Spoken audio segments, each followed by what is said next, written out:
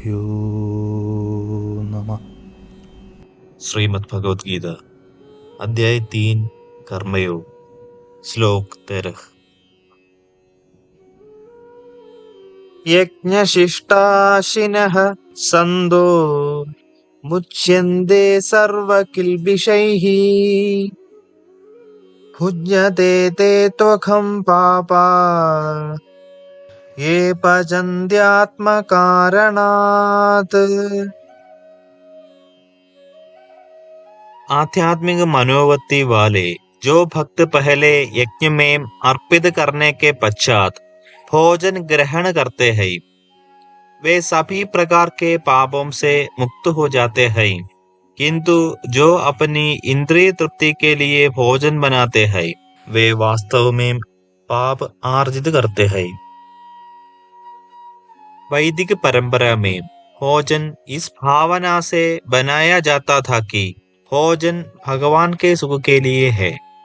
फिर भोज्य पदार्थों के एक भाग को किसी पात्र में रखकर मौखिक रूप से या मन से भगवान से इसका भोग लगाने की प्रार्थना की जाती थी।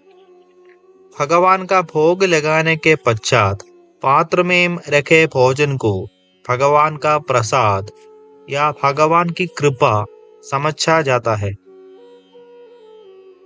श्री कृष्ण ने इस श्लोक में यह व्याख्या की है कि सर्वप्रथम भगवान के भोग के लिए अर्पित किए गए भोजन को जब प्रसाद के रूप में ग्रहण किया जाता है, तब वह मनुष्यों को पाप मुक्त करता है, और जो भगवान को भोग लगाए बिना भोजन ग्रहण करते हैं, वे पाप अर्जित करते हैं।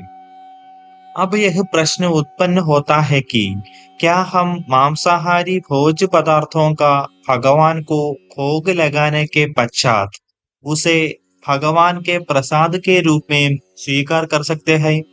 इस प्रश्न का उत्तर यह है कि वेदों में मनुष्य के लिए शाकाहारी भोजन का सेवन अनुमति है, जिसमें अन्न, दालें, फलियां, शाक सब्जियां, फल, दुग्ध पदार्थ आदि सम्मिलित है।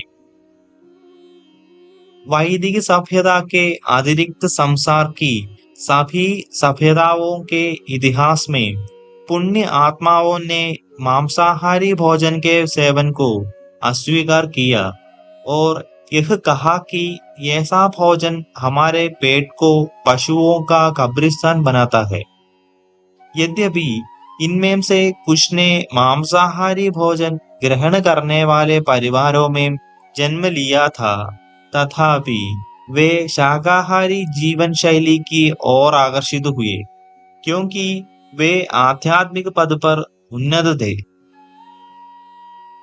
आगे हम विस्तार से चर्चा करेंगे।